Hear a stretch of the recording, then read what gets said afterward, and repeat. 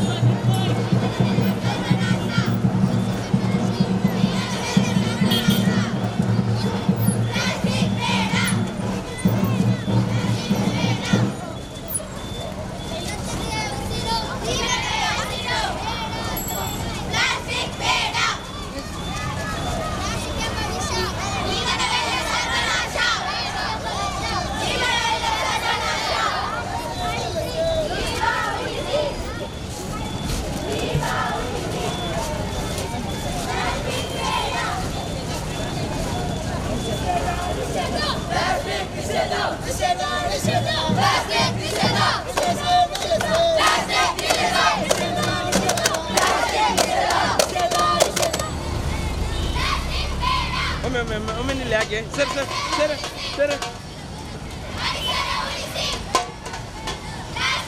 ಹಾಂ ಬನ್ನಿ ಮಕ್ಕಳೇ ಬನ್ನಿ ಬನ್ನಿ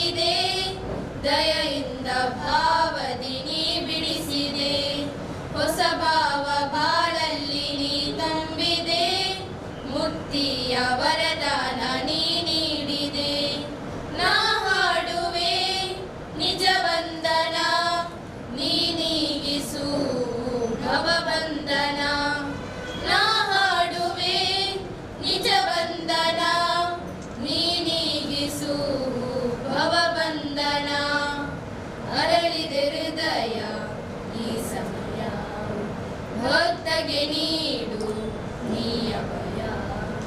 ನಮಿಸಲು ಬಂದೆ ಹೂಗಳ ತಂದೆ, ನಮಿಸಲು ಬಂದೆ ಹೂಗಳ ತಂದೆ, ಆರಾಧಿಸುವೆ.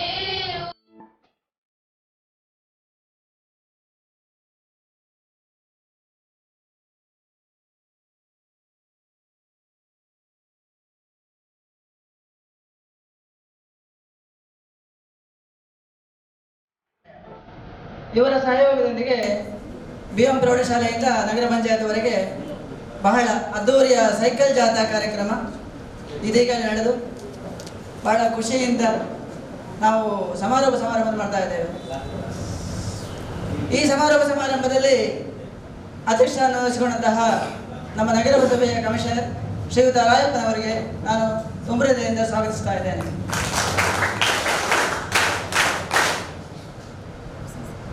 ಇವರು ನಮ್ಮೊಂದಿಗಿದ್ದು ನಮ್ಮೊಟ್ಟಿಗೆ ಶಾಲೆಯಿಂದ ಇಲ್ಲಿವರೆಗೆ ನಡೆದಾಡಿಕೊಂಡು ಬಹಳ ಪ್ರೇರೇಪಣೆ ನೀಡಿದ್ದಾರೆ. ಇವರನ್ನು ವಸಂತ ಮಾಸ್ಟರ್ ನೀಡುವ ಮೂಲಕ ಸ್ವಾಗತಿಸಬೇಕಾಗಿದೆ. ನಮ್ಮದೇ ಮುಖ್ಯ ಶಿಕ್ಷಕಿಯಾದಂತಹ ಶ್ರೀಮತಿ ದೇವನಿ ಮೇಡಮ್ ಅವರಿದ್ದಾರೆ.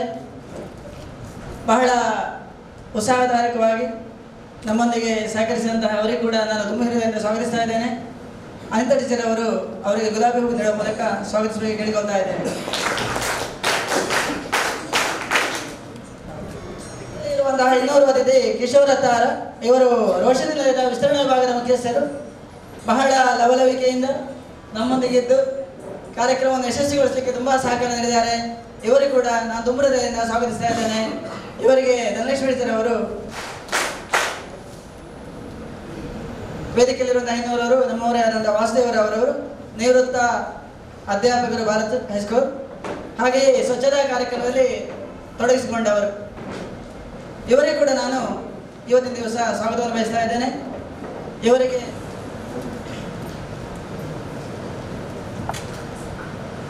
ನಾವು ಆಲೋಚನೆ ಮಾಡ್ತಾ ಇದ್ದೇವೆ. ನಮಗೆ ಮಕ್ಕಳನ್ನು ತಕೊಂಡು ಉಳ್ಳಾಳದ ಜನತೆಗೆ ಒಂದು ಪ್ಲಾಸ್ಟಿಕ್ ಮುಕ್ತ ಜನರಾಗುವಂತ ಜನರಿಗೆ ಒಂದು ಏನು ಹೇಳಬೇಕು ಪ್ರಕ್ರಿಯೆ ಅರಿವನ್ನು ಮೂಡಿಸ್ಬೇಕಂತ ಆಸೆ ಇತ್ತು.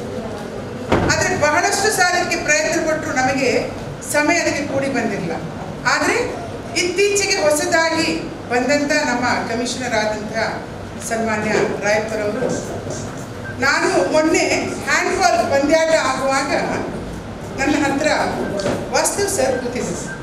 ಜಸ್ಟ್ ಅವರಿಗೊಂದು ಪೀಠಿಗೆ ಮಾತ್ರ ಹಾಕಿದ್ರು. ಸರ್, ನಮಗೊಂದು ಸೈಕಲ್ ಜಾಥಾ ಮತ್ತು ಸ್ವಚ್ಛತಾ ಆಂದೋಲನ ನಡಿಬೇಕು. ಖಂಡಿತ ಮೇಡಮ್. ಅವರು ಅದೇ ವೇಳೆ ನೆಕ್ಸ್ಟ್ ಡೇ ಅವರು ಹೋಗಿ ಸರ್ ಹತ್ರ ಹೇಳಿದ್ದಾರೆ. ಆಗ ಸರ್ ನನಗೆ ಫೋನ್ ಮಾಡಿ ಹೇಳಿದಂಥ ಒಂದು ಮಾತು, ನಮ್ಮ ಜೊತೆ ನೀವು ಕೈ ಜೋಡಿಸಿ, ಖಂಡಿತ ನಿಮ್ಮ ಜೊತೆ ನಾವು ಕೈ ಜೋಡಿಸ್ತೇವೆ ಸರ್. ನಿಮ್ಮೊಂದಿಗೆ ನಾವು ಖಂಡಿತ ಕೈ ಜೋಡಿಸ್ತೇವೆ. ಶಾಲಾ ಮಕ್ಕಳಿಂದ ಶಿಕ್ಷಕರ ವರ್ಗದಿಂದ ಏನು ಸಹಾಯ ಆಗಬೇಕಾ ನಾವಂತಿದ್ದೇವೆ. ಖಂಡಿತ ಉಳ್ಳಾಳವನ್ನು ಪ್ಲಾಸ್ಟಿಕ್ ಮುಕ್ತ ಪರಿಸರವನ್ನಾಗಿ ಮಾಡುವ. ನನ್ನೊಟ್ಟಿಗೆ ಸಹಕರಿಸಿದಂಥ ಎಲ್ಲ ನನ್ನ ಶಿಕ್ಷಕ ಮಿತ್ರರಿಗೆ ಮತ್ತು ಮುಖ್ಯವಾಗಿ ಇನ್ನು ಸ್ವಲ್ಪ ಡಿಸ್ಟೆನ್ಸ್ ಅಲ್ಲ, ತುಂಬ ಡಿಸ್ಟೆನ್ಸ್ ನಡ್ಕೊಂಡು ಬಂದಿದ್ದೀರ. ನಾನು ನೆನೆಸ್ತೇನೆ ಸುಮಾರು ನಡ್ಕೊಂಡು ಬಂದ್ಯಾರ ಮಕ್ಕಳು. ವಾದ್ಯ ಬಾರಿಸೋದಿರ್ಬೋದು, ದಫ್ ಆಡೋದಿರ್ಬೋದು, ಮೆರವಣಿಗೆ ಆಗ್ಬೋದು, ಘೋಷಣೆ ಮಾಡಿ ನಮ್ಮ ಜೊತೆ ನಮ್ಮ ವಿದ್ಯಾರ್ಥಿಗಳು ಎಲ್ಲರೂ ಕೈ ಜೋಡಿಸ್ತೀರಾ. ನಿಮ್ಗೆಲ್ರಿಗೂ ಪ್ರೀತಿಪೂರ್ವಕವಾದ ಇಲ್ಲಿ ಚಾಲನೆ ಕೊಟ್ಟಿದ್ದೇವೆ. ಇನ್ನು ನಾವು ಪ್ಲಾಸ್ಟಿಕ್ಕನ್ನು ಬಳಸುವಂತಲೇ ಇಲ್ಲ. ಖಂಡಿತ ಸರ್, ನಾವು ಇದನ್ನು ಖಂಡಿತ ನೀವು ಹೇಳಿದ್ದೀರಾ ಏನು ಮಾತು ಅದು ಖಂಡಿತವ ನಾವು ನಡೆಸಿಕೊಡ್ತೇವೆ. ಅವಕಾಶಕ್ಕೆ ಬಂದು ಸಿದ್ಧವಾಗಿದ್ದರೆ ಮಾತ್ರ ಸಮಸ್ಯೆಗಳನ್ನು ದೂರ ಮಾಡುತ್ತೆ. ಅದರಲ್ಲಿ ಈ ಪ್ಲಾಸ್ಟಿಕ್ ನಿಷೇಧ ಕೂಡ, ಪರಿಸರ ಸ್ವಚ್ಛತೆ ಕೂಡ ಒಂದು. ಕಾನೂನು ಏನೇ ಹೇಳಿ ನಮ್ಮ ಮನಸ್ಸಲ್ಲಿ ಸ್ವಚ್ಛ ಮನಸ್ಸಿನ ಒಂದು ಪರಿಕಲ್ಪನೆ ಮೂಡದಿದ್ದರೆ ನಾವು ನಮ್ಮ ದೇಹ, ಶಾಲೆ, ನಮ್ಮ ಪರಿಸರ ಸ್ವಚ್ಛವಾಗಿರಬೇಕೆನ್ನುವಂಥ ಕಲ್ಪನೆ ಮನಸ್ಸು ನಮ್ಮಲ್ಲಿ ಇಲ್ಲದೇ ಇದ್ದರೆ ಯಾವುದೇ ಕಾನೂನಿಂದ ಅದನ್ನು ಮಾಡಲಿಕ್ಕೆ ಸಾಧ್ಯವೇ ಇಲ್ಲ. ಸೊ ಸ್ವಚ್ಛ ಮನಸ್ಸು ನಮ್ಮಲ್ಲೆಲ್ಲ ಬರಲಿ. ಆ ಸ್ವಚ್ಛತೆ ಮೂಲಕ ನಮ್ಮ ಶಾಲೆ, ನಮ್ಮ ಮನೆ, ನಮ್ಮ ಪರಿಸರವನ್ನು ಸ್ವಚ್ಛ ಮಾಡುವಂತ ಒಂದು ಮಹಾಕಾಯಕಕ್ಕೆ ನಾವಿತ್ತು ಕೈ ಜೋಡಿಸಿದ್ದೇವೆ. ಕಲ್ಮಶದ ವಿಧಿಹ ಭಾರತದೊಳಗೆ ನಿರ್ಮಲ ದೀಪವ ಹಚ್ಚೋಣ. ಕಶ್ಮಲ ತುಂಬಿದ ಪುಣ್ಯ ಭುವಿಯಲ್ಲಿ ಸ್ವಚ್ಛತೆ ಗೀತೆಯ ಹಾಡೋಣ. ಸ್ವಚ್ಛತೆ ಗೀತೆಯ ಹಾಡೋಣ. ಗಿಡ ಮರಗಳನ್ನು ಬೆಳೆಸುತ್ತ ನಾವು ಭುವಿಯನ್ನು ಸ್ವರ್ಗವ ಮಾಡೋಣ. ಹಸಿರಿನ ಗಾಳಿಯ ಉಸಿರಲಿ ತನುವಿಗೆ ಶಕ್ತಿಯ ನೀಡೋಣ. ಕಲ್ಮಶ ಕವಿದಿಹ ಭಾರತದೊಳಗೆ ನಿರ್ಮಲ ದೀಪವ ಹಚ್ಚೋಣ. ಕಶ್ಮಲ ತುಂಬಿದ ಪುಣ್ಯ ಭುವಿಯಲ್ಲಿ ಸ್ವಚ್ಛತೆ ಗೀತೆಯ ಹಾಡೋಣ. ಸ್ವಚ್ಛತೆ ಗೀತೆಯ ಹಾಡೋಣ. ಕಲುಷಿತವಾದಿ ನದಿ ಜಲಗಳಿಗೆ ಮುಂಗಾರಿನ ಮಳೆಯಾಗೋಣ. ಬರಡಾಗಿರುವ ಕಾಡು ಮೇಡುಗಳ ವಸಂತವಾಗುತ್ತ ಮುಟ್ಟೋಣ. ವಸಂತವಾಗುತ್ತ ಮುಟ್ಟೋಣ. ಕಲ್ಮಶ ಕವಿದಿಹ ಭಾರತದೊಳಗೆ ನಿರ್ಮಲ ದೀಪವ ಹಚ್ಚೋಣ. ಕಶ್ಮಲ ತುಂಬಿದ ಪುಣ್ಯ ಭುವಿಯಲ್ಲಿ ಸ್ವಚ್ಛತೆ ಗೀತೆಯ ಹಾಡೋಣ. ಸ್ವಚ್ಛತೆ ಗೀತೆಯ ಹಾಡೋಣ. ನೀರಿನ ಮೂಲವ ಕೊಳಕಾಗಿಸದೆ ಶರದಿಗೆ ಜೋಗುಳ ಹಾಡೋಣ. ಮಣ್ಣಿನ ಸೊಬಗನ್ನು ವಿರೂಪಗೊಳಿಸದೆ ಹಸಿರಿಗೆ ಸಾಕ್ಷಿಯಾಗೋಣ. ಹಸಿರಿಗೆ ಸಾಕ್ಷಿಯಾಗೋಣ. ಕಲ್ಮಶ ಕವಿದಿಹ ಭಾರತದೊಳಗೆ ನಿರ್ಮಲ ದೀಪವ ಹಚ್ಚೋಣ. ಕಶ್ಮಲ ತುಂಬಿದ ಪುಣ್ಯ ಭುವಿಯಲ್ಲಿ ಸ್ವಚ್ಛತೆ ಗೀತೆಯ ಹಾಡೋಣ. ಸ್ವಚ್ಛತೆ ಗೀತೆಯ ಹಾಡೋಣ. ಸ್ವಚ್ಛ ಮನಸ್ಸನ್ನು ಹೊಂದುತ್ತ ನಾವು ಮನೆಯನ್ನು ಸುಂದರಗೊಳಿಸೋಣ. ಸ್ವಚ್ಛ ನುಡಿಯಲಿ ಸ್ವಚ್ಛ ನಡೆಯಲಿ ಸ್ವಚ್ಛ ಭಾರತ ಕಟ್ಟೋಣ. ಸ್ವಚ್ಛ ಭಾರತ ಕಟ್ಟೋಣ. ಕಲ್ಮಶ ಕವಿದಿಹ ಭಾರತದೊಳಗೆ ನಿರ್ಮಲ ದೀಪವ ಹಚ್ಚೋಣ. ಕಶ್ಮಲ ತುಂಬಿದ ಪುಣ್ಯ ಭುವಿಯಲ್ಲಿ ಸ್ವಚ್ಛತೆ ಗೀತೆಯ ಹಾಡೋಣ.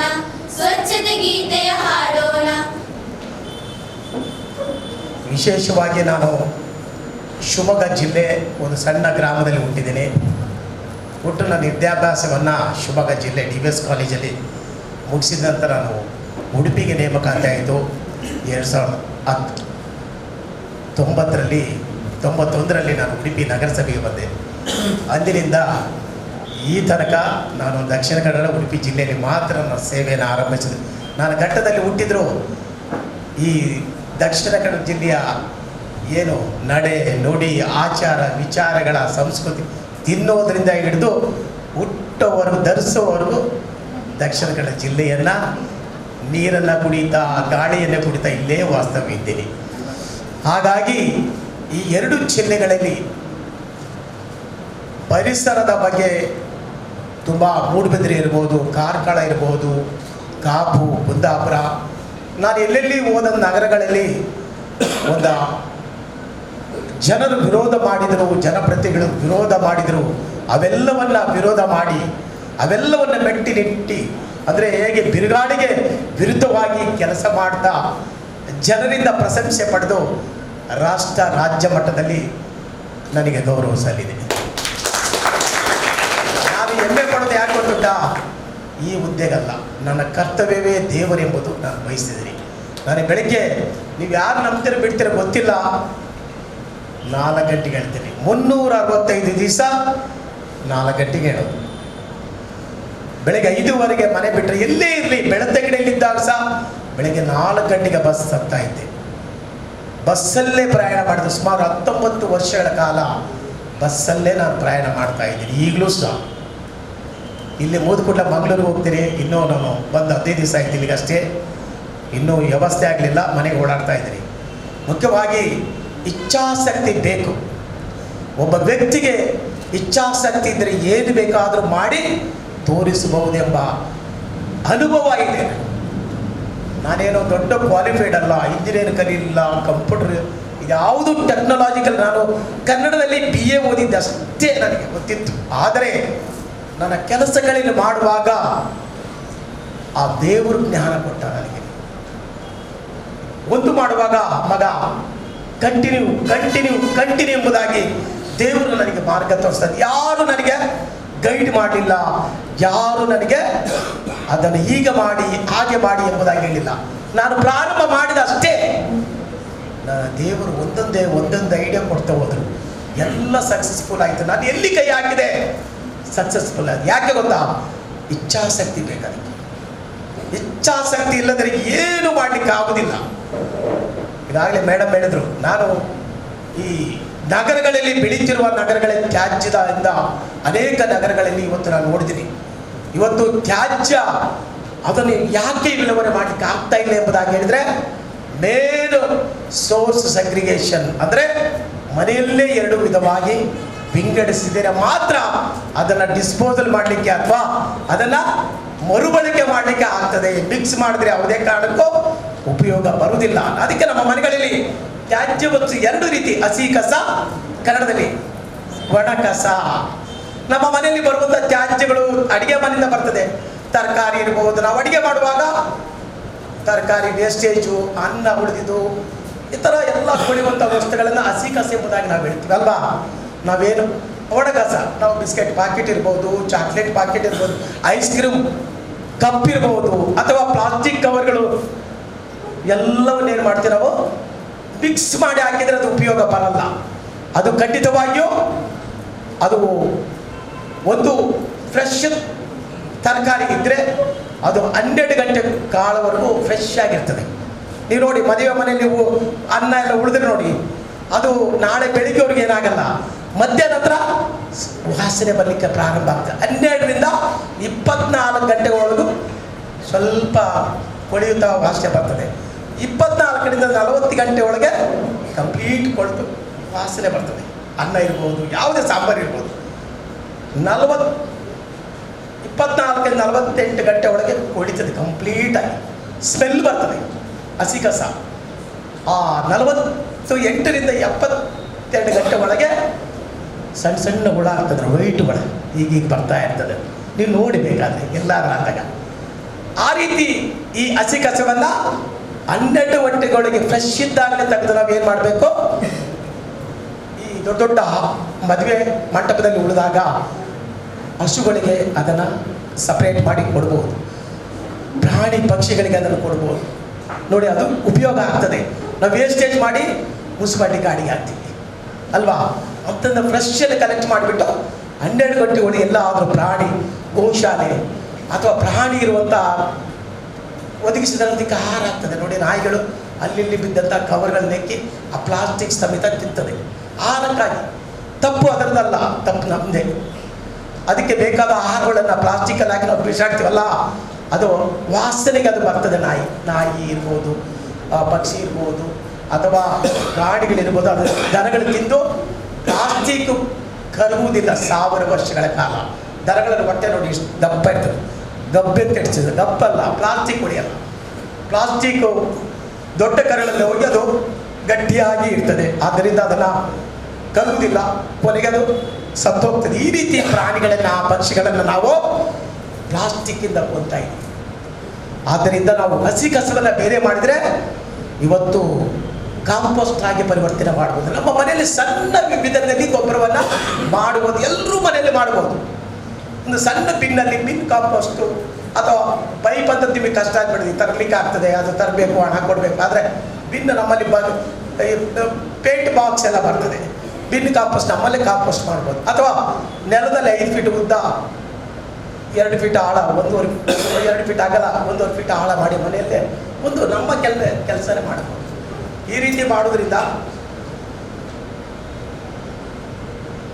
45 ದಿವಸ ಗೊಬ್ಬರ ಮಾಡ್ಬೋದು.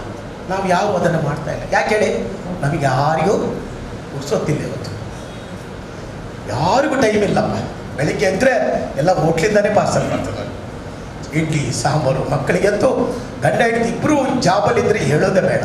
ಪಾರ್ಸಲ್ ಬೆಳಿಗ್ಗೆ ಬರ್ತದೆ, ಅದರಲ್ಲಿ 100 ಪ್ಲಾಸ್ಟಿಕ್ಗಳನ್ನು ತರ್ತೀವಿ.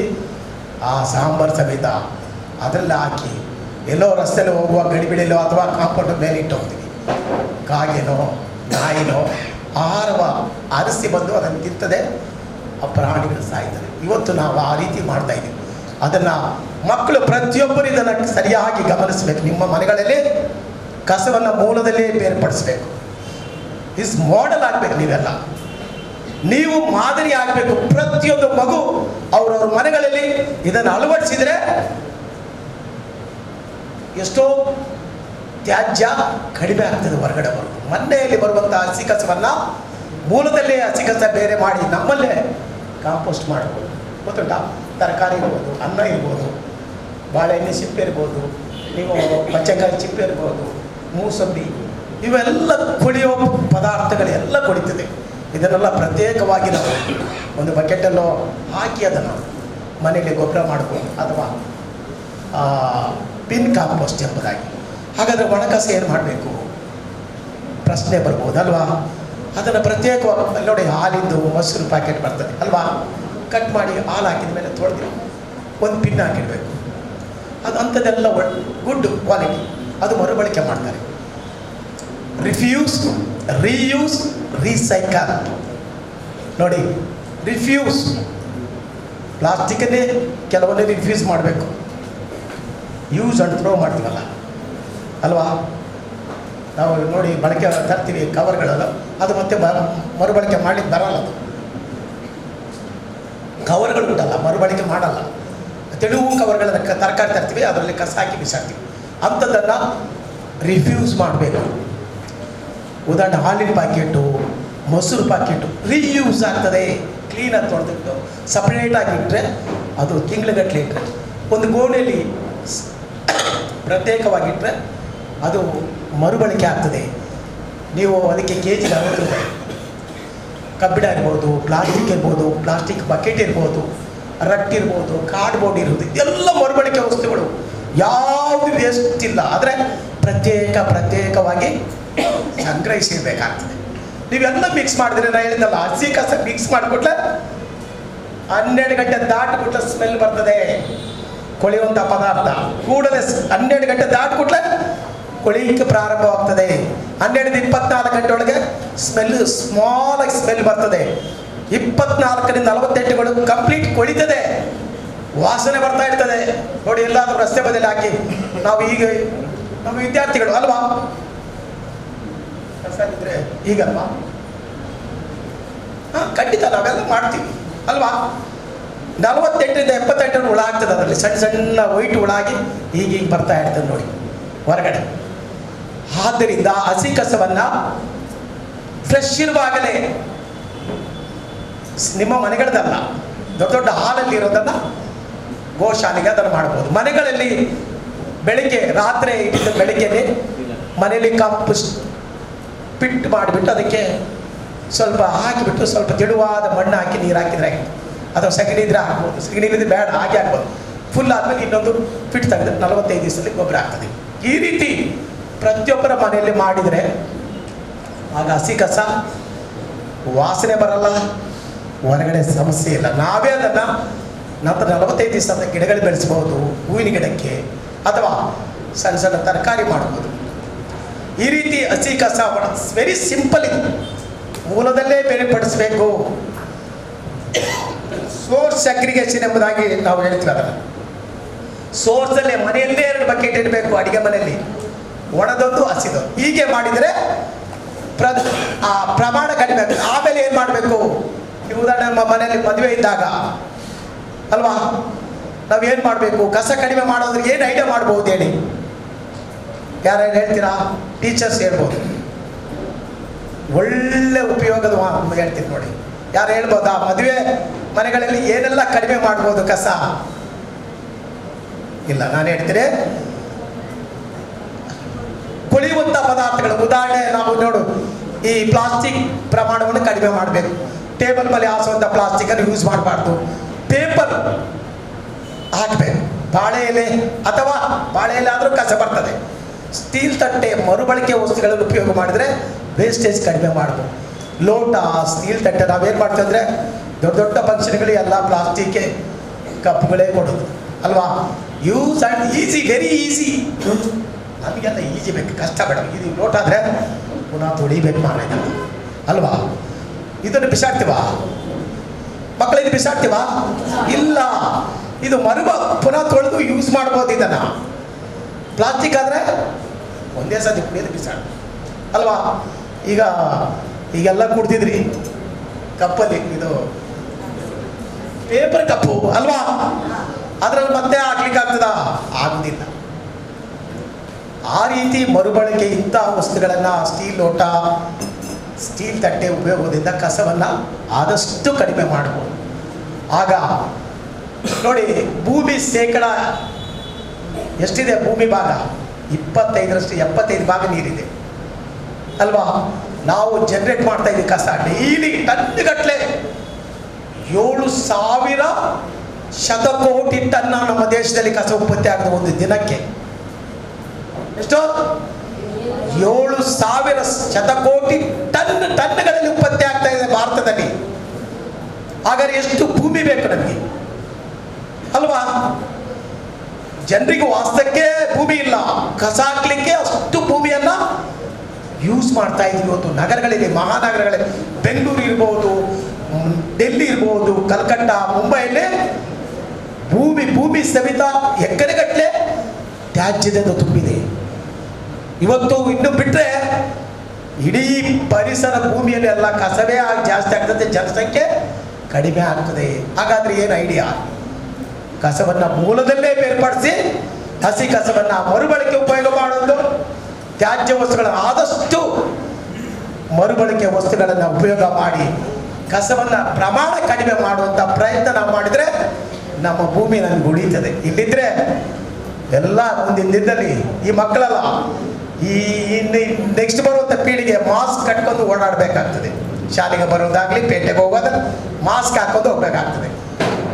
ಒಳ್ಳೆ ಗಾಳಿ, ಒಳ್ಳೆ ನೀರು, ಒಳ್ಳೆ ನೆಲ ಬೇಕಾದ್ರೆ ನಮ್ಗೆಲ್ಲರ ಮನೆಯಿಂದಲೇ ಇದು ಪ್ರಾರಂಭ ಆಗಬೇಕು. ನಮ್ಮ ಮನೆಗಳಲ್ಲಿ ಮರುಬಳಕೆ, ಹಸಿ ಕಸವನ್ನು ಮರುಬಳಕೆ ಮಾಡುವಂಥ ಪ್ರಯತ್ನ ಪ್ರಾರಂಭ ಆಗಬೇಕು.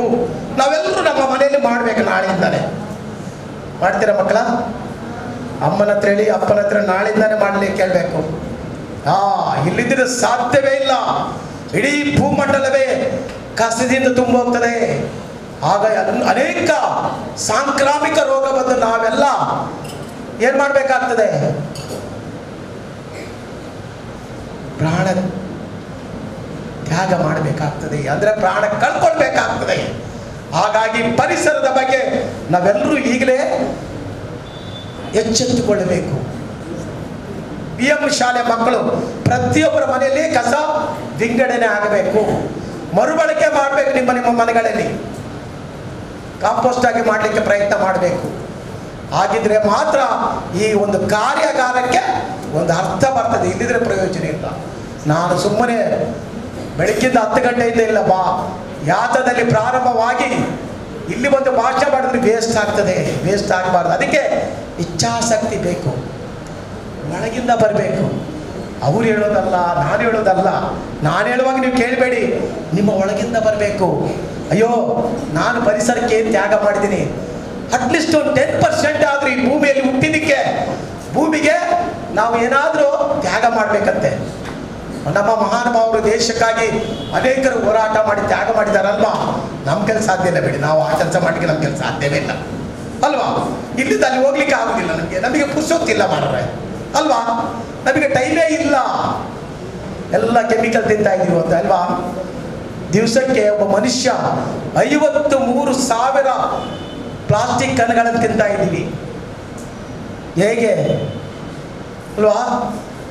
ಪ್ಲಾಸ್ಟಿಕ್ ತಟ್ಟೆ, ಪ್ಲಾಸ್ಟಿಕ್ ಲೋಟ, ಪ್ಲಾಸ್ಟಿಕ್ ತೊಟ್ಟೆಯಲ್ಲಿ ಸಾಂಬಾರು ತನ್ನೋದು ಪ್ಲಾಸ್ಟಿಕ್ಕಲ್ಲಿ, ಎಲ್ಲ ಪ್ಲಾಸ್ಟಿಕಲ್ಲಿ. ಹೋಟ್ಲಿಗೆ ಹೋದ್ರೆ ಎಲ್ಲ ಪ್ಲಾಸ್ಟಿಕಲ್ಲೇ ತರ್ತೀವಿ ನಾವು. ಯಾರಾದರೂ ಸ್ಟೀಲ್ ಬಾಕ್ಸ್ ಇಟ್ಕೊಂಡು ಹೋಗಿದ್ದೀರಾ? ಅಣ್ಣ ಇದರಲ್ಲಿ ಇಡ್ಲಿ ಹಾಕು, ಇದರಲ್ಲಿ ಸಾಂಬಾರು ಹಾಕು, ಬಾಕ್ಸ್ಗಳು ಇಟ್ಕೊಂಡು ಹೋಗ್ಬೇಕು ಅಂಗಡಿ ಹೋಟ್ಲಿಗೆ ಹೋಗುವಾಗ. ಮನೆಯಿಂದಲೇ ಕೈ ಚೀಲದಲ್ಲಿ ಒಂದು 4-5 ಸ್ಟೀಲ್ ಬಾಕ್ಸ್ ಇಟ್ಕೊಂಡು ಸಾಂಬಾರು ಇದರಲ್ಲಿ, ಇಡ್ಲಿ ಇದರಲ್ಲಿ, ಇದರಲ್ಲಿ ಏನು ಚಟ್ನಿ ಅಥವಾ ಬನ್ಸು ಪಾಡ್ಡೆ, ಆಗ ಬ್ಯಾಗಲ್ಲಿ ಇದು ಯಾಕೆ ಗೊತ್ತಾ? ಆರೋಗ್ಯಯುತ ದೃಷ್ಟಿಯಿಂದ. ಇಲ್ಲಿದ್ರೆ ಪ್ಲಾಸ್ಟಿಕ್ ಕ್ಯಾನ್ಸರ್ಗೆ ಕಾರಣ ಆಗ್ತದೆ. ಸಂಶೋಧನೆ ಮಾಡಿದ್ದಾರೆ ಅಮೇರಿಕಾದಲ್ಲಿ, ಎಲ್ಲ ಕಡೆ ಬಂದಿದೆ. ಆದರೂ ನಮ್ಮ ಜನಗಳಿಗೆ ಬುದ್ಧಿ ಇದೆ, ಆದರೆ ಭಯಪಡೋದಿಲ್ಲ, ಭಯಪಡ್ತಾ ಇಲ್ಲ. ಎಲ್ಲ ಹೇಳ್ತಾ ಇದ್ದಾರೆ ಪ್ಲಾಸ್ಟಿಕ್ ಇಂದ ಕ್ಯಾನ್ಸರ್ ಬರ್ತದೆ, ಕಿಡ್ನಿ ಫೇಲ್ಯೂರ್ ಆಗ್ತದೆ. ಅನೇಕರು ನಮ್ಮ ಕಣ್ಣೆದುರಿಗೆ ಕೆಲವರು ಹೇಳ್ತಾರೆ ಸಾಯಲೇಬೇಕಲ್ಲ ಮಾರ್ರೆ. ಸಾಯ್ದು ಯಾರೂ ಇಲ್ಲಿ ಇರಲ್ಲ. ನಮ್ಮ ದೇಶದ ಯಾರು ದೊಡ್ಡ ವ್ಯಕ್ತಿ ಆದರೂ ಹುಟ್ಟುತ್ತಾನೆ, ಸಾಯಲೇಬೇಕು. ಅದು ದೇವರ ನಿಯಮ. ಏನಾಗಿದೆ? ದೇವರ ನಿಯಮ. ಅದು ಸಾಯಲೇಬೇಕು. ಒಂದಿಲ್ಲ ಒಂದು ದಿವಸ 60, 70, 100, 125 ಆದರೂ ಸಾಯಲೇಬೇಕು.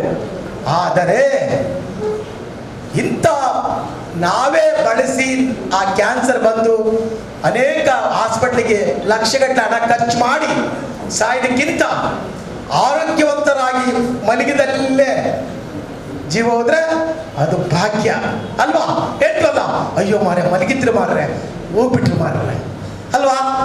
ಮಲಗಿದ್ರೆ ಮಾರ್ರೆ ಹೋಗ್ಬಿಟ್ರಿ ಎಂಬುದಾಗಿ ಹೇಳ್ತೀವಿ ನಾವಲ್ವಾ? ಅಯ್ಯೋ ಹಾಸ್ಪಿಟಲ್ ಸೇರಿದ್ರೆ ಅಲ್ಲಿ ಕಟ್ಟು ಮಾಡಿದ್ರೆ ಮಾರ್ರೆ, ಈ ಕಡೆ ಕ್ಯಾನ್ಸರ್ ಅಂತ ಮಾರ್ರೆ, ಕರುಳು ಕಟ್ಟು ಮಾಡಿದ್ರೆ ಮಾರ್ರೆ, 2 ತಿಂಗಳು ಬಿಟ್ಟು ಇಲ್ಲೊಂದು ಕಟ್ಟು ಮಾಡಿದ್ರೆ ಮಾರ್ರೆ, ಕೊನೆಗೆ 5 ಲಕ್ಷ ಖರ್ಚು ಮಾಡಿದ್ವಿ ಮಾರ್ರೆ, ಆದ್ರೂ ಉಳಿಲಿಲ್ಲ ಮಾರ್ರೆ, ಅಲ್ವಾ? ನೋಡಿ ನಮ್ಮ ಅವಸ್ಥೆ. ಆದ್ರೂ ನಾವು ಭಯಪಡ್ತಾ ಇಲ್ಲ, ಭಯ ಇಲ್ಲ ನಮಗೆ. ಅಯ್ಯೋ ಇಂಥದಿಂದ ಪ್ಲಾಸ್ಟಿಕ್ ಇಂದ ಏನೆಲ್ಲ ಆಗ್ತದೆ ಎಂಬುದಾಗಿ ಹೇಳಿದ್ರೆ ಅದನ್ನೇ ತಿಂತೀವಿ ನಾವು, ಅದರಲ್ಲೇ ತಿಂತೀವಿ, ಪ್ರೀತಿ ಅದರಲ್ಲೇ ನಮಗೆ. ನನಗೆ ಗೊತ್ತಿಲ್ಲಪ್ಪ, ನಾನನ್ನು ತಿನ್ನುವುದಿಲ್ಲ. 5 ದಿವಸ ಉಪವಾಸ ಇದ್ರೂ ತೊಂದರೆ ಇಲ್ಲ. ನೀವು ಪ್ಲಾಸ್ಟಿಕ್ ಅಂತಂದ್ರೆ ನಾನು ತಿನ್ನುವುದೇ ಇಲ್ಲ, ಇದು ಶತಬದ್ಧ. 5 ದಿವಸ ಊಟ ಇಲ್ಲದ ತೊಂದರೆ ಇಲ್ಲ ನನಗೆ. ಸ್ಟೀಲ್ ಲೋಟ ಇದ್ರೆ ಮಾತ್ರ ಚಹಾ ಕುಡಿತೀನಿ, ಇಲ್ಲಿದ್ರೆ ಕುಡಿಯುವುದೇ ಇಲ್ಲ, ತೊಂದರೆ ಇಲ್ಲ ಮಾತ್ರ. ಇದು ನನ್ನ ಗಟ್ಟಿ ನಿರ್ಧಾರ. ಎಲ್ಲಿ ಹೋದ್ರೂ ಅಷ್ಟೇ, ಎಲ್ಲಿ ಇದ್ರೂ ಅಷ್ಟೇ, ಅದು ಮಾಡಿದ್ರೆ ಮಾತ್ರ ನಾವು ಅನುಸರಿಸಬೇಕು, ಇನ್ನೊಬ್ಬರಿಗೆ ತಿಳುವಳಿಕೆ ಹೇಳಬೇಕು. ನೋಡಿ ಮೊದಲೆಲ್ಲ ನಾವೆಲ್ಲ ಈ ಮಕ್ಕಳಷ್ಟು ನಾನಿರುವಾಗ ಪ್ಲಾಸ್ಟಿಕ್ ಇರಲಿಲ್ಲ. ನನ್ನ ತಾಯಿ ಮಗ ಚೀಲ ತಗೋ, 1/4 kg ಆಗಲ್ಲ ನಮಗೆ, ತುಂಬ ಬಡವರು ನಾವು ಅಂಗದಲ್ಲಿ. 1/4 kg ಸಕ್ಕರೆ ತಗೋ ಮಗ, 1/4 kg 100 ಗ್ರಾಮ್ ಬೇಳೆ ತಾ ಮಗ, 50 ಗ್ರಾಮು ಮೆಣಸು ತಾ ಮಗ ಅಂತೇಳಿ ಚೀಲ ಕೊಟ್ಟು ಕಳಿಸ್ತಾ ಇದ್ದೆ. ನಾನು ಚೀಲದಲ್ಲಿ ಆಗಲ್ಲ, ಪ್ಯಾಂಟ್ ಆಗಲ್ಲ, ಇಲ್ಲೇ ಹಾಕಿ ಮಾಡ ಅಂತ ಹೇಳ್ತಿದ್ದೆ. ಸಕ್ಕರೆ ಅವ ಪೇಪರ್ಲಿ ಕಟ್ಟಿ ಇಲ್ಲಿ ಇಡ್ತಿದ್ದ, ಆರಾಮಾಗಿ ಇಡ್ಕೊಂಬ, ಅಮ್ಮ ಚೀಲ ಬೇಡಮ್ಮ ತಗೊಮ್ಮ, ಪೇಪರ್ಲಿ ಎಷ್ಟು ಚಂದ ಮಾಡ್ಯಮ್ಮ ತಿರುಗಿಸಿ ಕಟ್ತಾ ಇದ್ದ. ಈಗ ಪೇಪರೇ ಮುಟ್ಲಿಕ್ಕೆ ಬರಲ್ಲ ಜನರಿಗೆ. ಯಾಕೆ ಹೇಳಿ? ಯಾಕೆ? ಅಲ್ಲ, ಪ್ಲಾಸ್ಟಿಕ್ ಈಗ ಬರುವಂಥ ಪ್ಲಾಸ್ಟಿಕ್ಗಳು ಭಾರಿ ಈಸಿ. ಅವರಿಗೆ ಹಾಕ್ತಾರೆ, ಸುತ್ತಿ ಕೊಟ್ಬಿಡ್ತಾರೆ. ಎಷ್ಟು ಈಜಿ ಅಂದರೆ ಅಷ್ಟು ಈಜಿ ಆಗಿದೆ ಪ್ಲಾಸ್ಟಿಕ್. ಪ್ರತಿಯೊಬ್ಬರಿಗೂ ಚಂದ ಮಾಡಿ, ಎಷ್ಟು ಕ್ಲೀನ್ ಆಗಿ ನೋಡಿ ಹಾಕಿ ಕೊಟ್ಬಿಡಿ, 2 ಸೆಕೆಂಡಲ್ಲಿ ಕೊಟ್ಟು. ಪೇಪರ್ ಆದ್ರೆ ಮಾಡಬೇಕು, ಅದು ಈಗ ಮಾಡಬೇಕು, ಮೇಲೆ ಹಾಕಿ ಮತ್ತೆ ಎಲ್ಲ ರೋಲ್ ಮಾಡಬೇಕು. ಅವು ಬರುವುದಿಲ್ಲ ಈಗಿನ ಜನಗಳಿಗೆ. ಆಗಿನ ಜನಗಳು ಎಷ್ಟು ಚಂದ ಮಾಡ್ತಾ ಇದ್ರು, ಖುಷಿ ಪಡ್ತಾ ಇದ್ದೆ. ನಾನು ಉಡುಪಿಯಲ್ಲಿ ಒಬ್ಬರಿಗೆ ತರಕಾರಿ ಅಂಗಡಿಯಲ್ಲಿ ಹೇಳ್ತಾ ಇದ್ದೆ, ಪ್ಲಾಸ್ಟಿಕ್ ಕೊಡಬೇಡ ಮಾರೆ ಅಂತೇಳಿ. ನಾನು ಚೀಲದಲ್ಲಿ ಹಾಕಿ ಮಾರ, ನಾನು ಚೀಲ. ಅವ ನನಗೆ ಬೈತಾ ಇದ್ದ ತುಂಬ, ಈ ಮನುಷ್ಯ ಎಂತ ಮಾರ, ನಮಗೆ ಬಂದು ಯಾವಾಗಲೂ ಬೈತದೆ ಈ ಜನ. ಆಗ ಅಲ್ಲಿ ನಿಷೇಧ ಮಾಡಿದ್ದಾರೆ ಮನೆಯಿಂದ. ಅವನು ಪೇಪರ್ ತಗೊಳ್ಳೋದು ಕಟ್ತಾ ಇದ್ದಾನೆ. ಈಗ ನಾನು ಮೊನ್ನೆ ಹೋದೆ, ಏನು ಮಾರೆ ಪ್ಲಾಸ್ಟಿಕ್ ಇಲ್ವಾ? ಇಲ್ಲ ಸರ್, ಎಲ್ಲ ರೈಡ್ ಮಾಡುತ್ತಾ ಇದ್ದಾರೆ ಸರ್. ಹೌದಾ? ನಾನು ಹಾಗೆ ಹೇಳಿದಾಗ ನನಗೆ ಏನು ಹೇಳಿದ್ದೀನಿ ನೀನು? ನನಗೆ ಜೋರು ಮಾಡಿದೆಯಲ್ಲ ಮಾರ್ಯ, ನನ್ನ ಮಾತು ಸತ್ಯ ಅಲ್ವಾ ಅಂದೆ. ಸಾರ್ ತಪ್ಪಾಯ್ತು ಸರ್ ಅಂತೇಳಿ ಪೇಪರಲ್ಲಿ ಕಟ್ಟಿ ಕ್ಲೀನಾಗಿ ಕೊಟ್ಟ ನನಗೆ. ಈಗ ಮಕ್ಕಳು ಮಾಡಿದ್ರಲ್ಲ ಆ ಥರ ಪೇಪರಲ್ಲಿ ಕಟ್ಟಿ 1 kg ಆ್ಯಪಲ್ ನನಗೆ ಕೊಟ್ಟ, ಗುಡ್ ಅಂತ ಹೇಳಿದವರಿಗೆ. ಹಾಗಾಗಿ ಇವತ್ತು ನಾವೆಲ್ಲರೂ ಒಳಗಿಂದ ಬರಬೇಕು. ಯಾರೋ ಬಂದು ದಂಡ ಹಾಕಿದ್ರು, ಯಾರೋ ಜೋರು ಮಾಡ್ತಾರೆ ಎಂಬುದಾಗಿ ಅಲ್ಲ, ನಮ್ಮ ಒಳಗಿಂದ ಬರಬೇಕು. ನಾನು ನನ್ನ ಉಳ್ಳಾಳಕ್ಕೆ ನಾನು ಏನು ತ್ಯಾಗ ಮಾಡ್ತೀನಿ, ನಾನು ಹುಟ್ಟಿ ಬೆಳೆದಂಥ ಮಣ್ಣಿಗೆ ನಾನು ಏನು ತ್ಯಾಗ ಮಾಡಿದೆ, ನಾವೆಲ್ಲರೂ ಕ್ವಶನ್ ಮಾರ್ಕ್ ಹಾಕುವ. ಪರಿಸರದ ಬಗ್ಗೆ ನಾನು ಏನು ಮಾಡಿದ್ದೀನಿ, ನನ್ನ ಕರ್ತವ್ಯವೇನು ಅಲ್ವಾ? ಭಾರತ ಸಂವಿಧಾನದಲ್ಲಿ ಹಕ್ಕುಗಳಿದೆ ನಮಗೆ ಅಲ್ವಾ? ಏನು ಹೇಳ್ತಾ ಇದ್ದೀರಿ? ಬೇಡ ಬೇಡ ಬೇಡ ಬೇಡ. ಅದು ಹೇಳಿದ್ದು ಮಾತ್ರ ಅಲ್ಲ, ನಿಮ್ಮೆಲ್ಲರ ಹೃದಯಗಳಲ್ಲಿ ಅದು ನಿಂತಿದೆ ಅಲ್ವಾ? ಇಂದಿನಿಂದ ನೀವೆಲ್ಲ ನಿಮ್ಮ ನಿಮ್ಮ ಮನೆಗಳಲ್ಲಿ ಪ್ಲಾಸ್ಟಿಕ್ಕನ್ನು ಯಾವುದೇ ರೀತಿಯಲ್ಲಿ ಹೊರಗೆ ಮಾಲಿನ್ಯ ಮಾಡದೆ, ಮತ್ತು ಹಸಿ ಕಸವನ್ನು ಈಗಾಗಲೇ ನಮ್ಮ ಕಮಿಷನರ್ ಸಾಹೇಬರು ಹೇಳಿದ ಹಾಗೆ ಯಾವ ರೀತಿ ಗೊಬ್ಬರವನ್ನಾಗಿ ಮಾಡಬೇಕು ಮತ್ತು ಯಾವ ರೀತಿ ಅದನ್ನು ನಿರ್ವಹಣೆ ಮಾಡಬೇಕು ಅದನ್ನು ಪಾಲಿಸುವಂತಹ ನಿರ್ಣಯವನ್ನು ನಾವೆಲ್ಲ ಕೈಗೊಂಡಿದ್ದೇವೆ. ಈ ದಿವಸ ನಡೆದಂತಹ ಕಾರ್ಯಕ್ರಮ ಬಹಳ ಅದ್ಭುತವಾಗಿದೆ. ಇಡೀ ಉಳ್ಳಾಲ ನಗರದಲ್ಲಿ ಉತ್ತಮವಾದ ಸಂದೇಶವನ್ನು ಕೊಟ್ಟಿದೆ. ನಮ್ಮ ಉಳ್ಳಾಲ ನಗರಕ್ಕೆ ಬಹು ಮುಖ್ಯವಾದಂತಹ ಪ್ರಧಾನವಾದಂತಹ ದೊಡ್ಡ ಸಮಸ್ಯೆ ಅಂತ ಹೇಳಿದರೆ ಕಸದ ಸಮಸ್ಯೆ, ತ್ಯಾಜ್ಯದ ಸಮಸ್ಯೆ. ಈಗಾಗಲೇ ನಮ್ಮ ಕಮಿಷನರ್ ಸರ್ ಹೇಳಿದ ಹಾಗೆ ತ್ಯಾಜ್ಯವನ್ನು ಉಳ್ಳಾಲದಲ್ಲಿ ನಾಗರಿಕರು ಹೆಚ್ಚಿನವರು ವಿಂಗಡಣೆ ಮಾಡಿಕೊಡ್ತಾ ಇಲ್ಲ. ಆದರೆ ಪ್ರತಿಯೊಬ್ಬರು ಕೂಡ ಹಸಿ ಕಸವನ್ನು ಪ್ರತ್ಯೇಕ ಮಾಡಿ, ಒಣ ಕಸವನ್ನು ಪ್ರತ್ಯೇಕ ಮಾಡಿ, ಒಣ ಕಸವನ್ನು ಬುಧವಾರ ಮಾತ್ರ ವಾಹನಗಳಿಗೆ ಕೊಡುವಂಥದ್ದು, ಹಸಿ ಕಸವನ್ನು ತಾವೇ ತಮ್ಮ ತಮ್ಮ ಮನೆಗಳಲ್ಲಿ ನಿರ್ವಹಣೆ ಮಾಡುವಂಥ ಒಂದು ಅಭ್ಯಾಸವನ್ನು ರೂಢಿಸಿಕೊಳ್ಳುವುದರಿಂದ ನಮಗೆ ಒಂದು ಈಗಾಗಲೇ ಅಪಾಯ ಕಾದಿದೆ.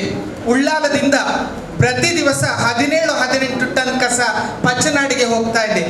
ಮಂಗಳೂರು ಮಹಾನಗರ ಪಾಲಿಕೆ ಈಗಾಗಲೇ ಸೂಚನೆ ಕೊಟ್ಟಿದೆ, ಇನ್ನು ಪಚ್ಚನಾಡಿಗೆ ನಿಮ್ಮ ಉಳ್ಳಾಲದ ಕಸವನ್ನು ಹಾಕಲಿಕ್ಕಿಲ್ಲ. ಹಾಗಾದರೆ ಉಳ್ಳಾಲದವರು ಏನು ಮಾಡಬೇಕು? ಈಗ ಈ ಸಮಸ್ಯೆಯ ಪರಿಹಾರಕ್ಕೆ ನಮ್ಮ ಕಮಿಷನರ್ ಅವರು, ನಮ್ಮ ನಗರಸಭೆ ಒಂದು ನಿರ್ಧಾರ ಮಾಡಿದೆ. ಆಯಾ ವಾರ್ಡ್ ಮಟ್ಟದಲ್ಲಿಯೇ ಹಸಿ ಕಸವನ್ನು ನಿರ್ವಹಣೆ ಮಾಡುವ ಸಲುವಾಗಿ ಸೂಕ್ತ ಸ್ಥಳವನ್ನು ಆಯ್ಕೆ ಮಾಡಿ ಸಣ್ಣ ಸಣ್ಣ ಮಟ್ಟದಲ್ಲಿ ಅಲ್ಲಿಯೇ ನಿರ್ವಹಣೆ ಮಾಡುವಂತಹದ್ದು. ಆದರೆ ಬಹುಮುಖ್ಯವಾಗಿ ಪ್ರತಿಯೊಬ್ಬ ನಾಗರಿಕರು ತಮ್ಮ ತಮ್ಮ ಮನೆಗಳಲ್ಲಿ ತಾವೇ ಹಸಿ ಕಸವನ್ನು ಗೊಬ್ಬರವನ್ನಾಗಿ ಮಾರ್ಪಡಿಸಿದರೆ ನಗರಸಭೆಯ ವಾಹನಕ್ಕೆ ಕಸವನ್ನು ಕೊಡುವ ಪ್ರಮೇಯ ಬರುವುದಿಲ್ಲ. ಹೀಗಾಗಿ ಪ್ರತಿಯೊಬ್ಬರೂ ಕೂಡ ತಮ್ಮ ತಮ್ಮ ಮನೆಗಳನ್ನು ಶೂನ್ಯ ತ್ಯಾಜ್ಯ ಮನೆ, ಅಂದರೆ ತ್ಯಾಜ್ಯವನ್ನು ಕೊಡದೇ ಇರುವಂತಹ ಮನೆಯನ್ನಾಗಿ ಪರಿವರ್ತನೆ ಮಾಡುವಂತಹ ನಿರ್ಣಯ ಕೈಗೊಂಡಾಗ ಉಳ್ಳಾಲದ ಕಸದ ಸಮಸ್ಯೆ ಬಗೆಹರಿಸಲಿಕ್ಕೆ ಸಾಧ್ಯತೆ ಇದೆ. BM ಶಾಲೆ ಈ ವರ್ಷ ಪ್ರಪ್ರಥಮವಾಗಿ ಅತ್ಯುತ್ತಮವಾದಂತಹ ಒಂದು ಕಾರ್ಯಕ್ರಮವನ್ನು ಸಂಯೋಜನೆ ಮಾಡಿದೆ ಮತ್ತು ವಿದ್ಯಾರ್ಥಿಗಳು ಬಹಳ ಉತ್ತಮವಾಗಿ ಉತ್ಸಾಹದಿಂದ ಪಾಲ್ಗೊಂಡಿದ್ದಾರೆ. ಶಾಲೆಯ ವಿದ್ಯಾರ್ಥಿಗಳಿಗೆ, ಶಿಕ್ಷಕ ವರ್ಗದವರಿಗೆ ಮತ್ತು ಮುಖ್ಯವಾಗಿ ಮುಖ್ಯೋಪಾಧ್ಯಾಯನಿಗೆ ನಗರಸಭೆಯ ಪರವಾಗಿ ಹೃತ್ಪೂರ್ವಕವಾದ ಧನ್ಯವಾದವನ್ನು ಅರ್ಪಿಸ್ತಾ ಇದ್ದಾರೆ. ನಗರಸಭೆಯ ಕಮಿಷನರ್ ಅವರು ಬಹುಶಃ ಕೆಲಸಕ್ಕೆ ಇಲ್ಲಿ ಬಂದು ಜಾಯಿನ್ ಆದ ಕೂಡಲೇ ಬಹುಶಃ ಕಾರು ಹತ್ತಿ ಹೊರಟಿರಬೇಕು. ಉಳ್ಳಾಲ ನಗರವನ್ನು ಒಮ್ಮೆ ನೋಡಿಕೊಂಡು ಬಂದು ಮತ್ತೆ ಮರುದಿವಸ ಬೆಳಿಗ್ಗೆ 6 ಗಂಟೆಯಿಂದಲೇ ತಮ್ಮ ಕಾರ್ಯಕ್ರಮವನ್ನು ಚಾಲನೆ ಮಾಡಿದ್ದಾರೆ. ಇಡೀ ಉಳ್ಳಾಲದಲ್ಲಿ ಯಾವ ರೀತಿಯ ಒಂದು ಪರಿಸ್ಥಿತಿ ಇದೆ, ಅದನ್ನು ನಿಯಂತ್ರಿಸುವುದು ಹೇಗೆ, ಅವರ ಮನಸ್ಸಿನಲ್ಲಿ ಒಂದು ಸ್ಪಷ್ಟವಾದ ಕಲ್ಪನೆಯನ್ನು ರೂಪಿಸಿಕೊಂಡಿದ್ದಾರೆ. ಏನೆಲ್ಲ ಕ್ರಮ ಕೈಗೊಳ್ಳಬೇಕು, ಖಂಡಿತ ಅವರಿಗೆ ಛಲ ಇದೆ, ಹಠ ಇದೆ ಮತ್ತು ಆತ್ಮವಿಶ್ವಾಸ ಇದೆ. ಕೊನೆಯದಾಗಿ ಅವರೇ ಹೇಳುವ ಹಾಗೆ ಇಚ್ಛಾಶಕ್ತಿ ಇದೆ. ಈ ಕಾರಣದಿಂದ ಉಳ್ಳಾಲ ಖಂಡಿತವಾಗಿಯೂ ತ್ಯಾಜ್ಯ ಮುಕ್ತ ನಗರವಾಗಿ, ಪ್ಲಾಸ್ಟಿಕ್ ಮುಕ್ತ ನಗರವಾಗಿ ಪರಿವರ್ತನೆ ಆಗಲಿಕ್ಕೆ ಸಾಧ್ಯತೆ ಇದೆ. ಪ್ರತಿಯೊಬ್ಬರೂ ಸಹಕರಿಸಿದಾಗ ಮಾತ್ರ ಇದು ಸಾಧ್ಯ. ಒಬ್ಬರ ಪ್ರಯತ್ನದಿಂದ ಆಗುವುದಿಲ್ಲ. ಉಳ್ಳಾಲದ ಸಮಸ್ತ ನಾಗರಿಕರು ನಗರಸಭೆಯೊಂದಿಗೆ ಕೈಜೋಡಿಸಿದಾಗ ಉಳ್ಳಾಲ ಖಂಡಿತವಾಗಿಯೂ ಜಿಲ್ಲಾ ಮಟ್ಟದಲ್ಲಿ, ರಾಜ್ಯ ಮಟ್ಟದಲ್ಲಿ, ರಾಷ್ಟ್ರ ಮಟ್ಟದಲ್ಲಿ ಶುಚಿತ್ವದಲ್ಲಿ ಉತ್ತಮ ಸ್ಥಾನವನ್ನು ಪಡ್ಕೊಳ್ಳಿಕ್ಕೆ ಸಾಧ್ಯತೆ ಇದೆ. ಇಂದಿನ ಸಭೆಯ ಅಧ್ಯಕ್ಷತೆಯನ್ನು ವಹಿಸಿರುವಂತಹ ನಗರಸಭೆಯ ಕಮಿಷನರ್ ಸನ್ಮಾನ್ಯ ಶ್ರೀ ರಾಯಪ್ಪ ಅವರಿಗೆ ನಮ್ಮೆಲ್ಲರ ಪರವಾಗಿ ಮನದಾಳದ ವಂದನೆಗಳನ್ನು ಸಲ್ಲಿಸ್ತೇನೆ.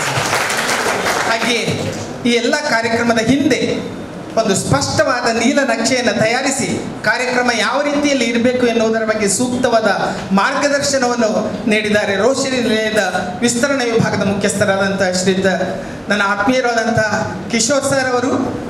ಅವರ ಮಾರ್ಗದರ್ಶನದಲ್ಲಿ ಮತ್ತು ಅವರ ಜೊತೆಯಲ್ಲಿ ಆ ಸಂಸ್ಥೆಯ ರೋಶನಿ ನಿಲಯದ MSW ವಿದ್ಯಾರ್ಥಿಗಳು ಕೂಡ ಆಗಮಿಸಿದ್ದಾರೆ. ಅವರ ಸಹಕಾರದಿಂದ ಇಂದಿನ ಈ ಕಾರ್ಯಕ್ರಮ ಬಹಳ ಯಶಸ್ವಿಯಾಗಿ ನಡೆದಿದೆ. ಕಿಶೋರ್ ಸರ್ ಅವರಿಗೆ ನಮ್ಮೆಲ್ಲರ ಪರವಾಗಿ ಪ್ರೀತಿಪೂರ್ವಕ ವಂದನೆಗಳು ಸರ್. ಇಂದಿನ ಈ ಕಾರ್ಯಕ್ರಮದ ಯಶಸ್ಸಿನ ಕೇಂದ್ರಬಿಂದು BM ಶಾಲೆಯ ವಿದ್ಯಾರ್ಥಿಗಳು. BM ಶಾಲೆಯ ವಿದ್ಯಾರ್ಥಿಗಳ ಶಿಸ್ತನ್ನು ನೋಡುವಾಗ ಬಹಳ ಖುಷಿಯಾಯಿತು. ಎಲ್ಲಿಯೂ ಕೂಡ ಅಸಭ್ಯವಾಗಿ ವರ್ತಿಸಲಿಲ್ಲ. ಶಾಲೆಯಿಂದ ಆರಂಭವಾಗಿ ನಗರಸಭೆ ಈ ಒಂದು ಸಭಾಂಗಣಕ್ಕೆ ಬರುವವರೆಗೆ ಬಹಳ ಅಚ್ಚುಕಟ್ಟಾಗಿ ನೀವು ವರ್ತಿಸಿದ್ದೀರಿ. ಒಬ್ಬ ವ್ಯಕ್ತಿಗೆ ಬೇಕಾಗಿರುವುದು ಅವನ ಸ್ವಭಾವ, ಅವನ ಸಭ್ಯತೆ. ನಾವು ಎಷ್ಟು ಹಣ ಸಂಪಾದನೆ ಮಾಡಬಹುದು, ಎಷ್ಟು ಆಸ್ತಿ ಮಾಡಬಹುದು, ಆದರೆ ಒಬ್ಬ ವ್ಯಕ್ತಿಯಲ್ಲಿ ಸ್ವಭಾವ ಹೇಗಿದೆ, ಗುಣ ಹೇಗಿದೆ, ಅದು ಮಾತ್ರ ಆ ವ್ಯಕ್ತಿಯನ್ನು ಮೇಲೆ ಎತ್ತಲಿಕ್ಕೆ ಸಾಧ್ಯತೆ ಇದೆ. ಇಂತಹ ಸದ್ಗುಣ ಸಂಪನ್ನರಾಗಿದ್ದೀರಿ ವಿದ್ಯಾರ್ಥಿಗಳೆಲ್ಲ. BM ಶಾಲೆಯ ಅನೇಕ ಚಟುವಟಿಕೆಗಳನ್ನು ನಾನು ಆಗಾಗ ಗಮನಿಸ್ತಾ ಇರ್ತೇನೆ. ನಿಮ್ಮ ಶಾಲೆಯಲ್ಲಿ ನಡೆಯುವಂತಹ ಸಾಂಸ್ಕೃತಿಕ ಚಟುವಟಿಕೆಗಳಿರ್ಬೋದು, ಹಾಗೆಯೇ ಬಹಳ ಉತ್ಸಾಹದಲ್ಲಿ ಬೇರೆ ಬೇರೆ ರೀತಿಯ ಕಾರ್ಯಕ್ರಮಗಳನ್ನು ಸಂಯೋಜನೆ ಮಾಡುವಂತಹ ನಿಮ್ಮ ಶಿಕ್ಷಕ ವರ್ಗ, ನೀವೆಲ್ಲ ತುಂಬ ಅದೃಷ್ಟವಂತರು. ಇಂದಿನ ಕಾರ್ಯಕ್ರಮದ ಯಶಸ್ಸಿನ ರೂವಾರಿಗಳಾದ ನಿಮಗೆ ಉಳ್ಳಾಲ ನಗರಸಭೆಯ ಪರವಾಗಿ ಹಾರ್ದಿಕವಾದ ಅಭಿನಂದನೆಗಳನ್ನು ಸಲ್ಲಿಸ್ತೇನೆ. ಹಾಗೆ ಉಳ್ಳಾಲ ನಗರಸಭೆ ಎಲ್ಲ ಸಿಬ್ಬಂದಿ ವರ್ಗದವರು ಕೂಡ ತಮ್ಮ ತಮ್ಮ ಪಾಲಿನ ಕರ್ತವ್ಯವನ್ನು ಅಚ್ಚುಕಟ್ಟಾಗಿ ಉತ್ತಮವಾಗಿ ನಿರ್ವಹಿಸಿ, ಇದರ ಹಿಂದೆ ಒಂದು ರೀತಿಯಲ್ಲಿ ಈ ಒಂದು ಹೂವಿನ ಮಾಲೆ ಇದ್ದರೆ ಅದರ ನಡುವೆ ನೂಲು ಇರ್ತದೆ. ಆ ನೂಲಿನಿಂದಾಗಿ ಅದೆಲ್ಲ ಸಂಯೋಜನೆಗೊಂಡು ಬಹಳ ಚೆಂದ ಕಾಣ್ತದೆ. ಹಾಗೆ ನಗರಸಭೆ ಎಲ್ಲ ಸಿಬ್ಬಂದಿ ವರ್ಗದವರು ಕೂಡ ತಮ್ಮ ತಮ್ಮ ಕರ್ತವ್ಯಗಳನ್ನು ಪ್ರಾಮಾಣಿಕವಾಗಿ ನಿರ್ವಹಿಸಿ ಕಾರ್ಯಕ್ರಮದ ಯಶಸ್ಸಿಗೆ ಸಹಕರಿಸಿದ್ದಾರೆ. ಎಲ್ಲ ಸಿಬ್ಬಂದಿ ವರ್ಗದವರಿಗೆ ಅನಂತ ವಂದನೆಗಳು. ಹಾಗೆ ನಮ್ಮೊಂದಿಗೆ ಉಳ್ಳಾಲದ ನಾಗರಿಕರು ಆಮೇಲೆ ಇಲ್ಲಿ ಸರ್ ಇದ್ದಾರೆ ಮತ್ತು ಕೂಡ ಕೆಲವರು ಇದ್ದಾರೆ. ಹಾಗೆ ಇಲ್ಲಿ ಅನೇಕ ಜನಪ್ರತಿನಿಧಿಗಳು ಕೂಡ ನಮ್ಮೊಂದಿಗೆ ಜೊತೆಯಲ್ಲಿ ಬಂದು ಕಾರ್ಯಕ್ರಮದ ಯಶಸ್ಸಿಗೆ ನೆರವಾಗಿದ್ದಾರೆ, ಮೆಚ್ಚುಗೆ ಮಾತುಗಳನ್ನು ಹೇಳಿದ್ದಾರೆ. ಅವರೆಲ್ಲರಿಗೂ ನಾವು ನಗರಸಭೆಯ ಪರವಾಗಿ ಧನ್ಯವಾದವನ್ನು ಅರ್ಪಿಸ್ತೇವೆ. ಇಂದಿನ ಈ ಕಾರ್ಯಕ್ರಮದ ಯಶಸ್ಸಿಗೆ ಬಹುಶಃ ಎಲ್ಲರ ಒಟ್ಟು ಶ್ರಮ ಸೇರಿಕೊಂಡು ಇಂದಿನ ಈ ಜಾಥಾ ಬಹಳ ಯಶಸ್ವಿಯಾಗಿದೆ. ಈ ಜಾಥಾದ ಯಶಸ್ಸನ್ನು ಉಳ್ಳಾಲದ ಜನರಿಗೆ ತಲುಪಿಸುವಂತಹ ಮಾಧ್ಯಮ ಮಿತ್ರರಿದ್ದಾರೆ, ಅದನ್ನು ತಲುಪಿಸ್ತಾರೆ. ಆ ಮೂಲಕ ಉಳ್ಳಾಲದಲ್ಲಿ ಮತ್ತೊಮ್ಮೆ ಈ ಜಾಗೃತೆಯ ಅಥವಾ ಅರಿವಿನ ಸಂದೇಶ ತಲುಪಿಸುವಂತಹ ಈ ಮಾಧ್ಯಮ ಮಿತ್ರರಿಗೆ ಕೂಡ ನಮ್ಮೆಲ್ಲರ ಪರವಾಗಿ ಪ್ರೀತಿಯ ಹೃತ್ಪೂರ್ವಕವಾದ ಧನ್ಯವಾದಗಳನ್ನು ಸಮರ್ಪಿಸ್ತೇನೆ.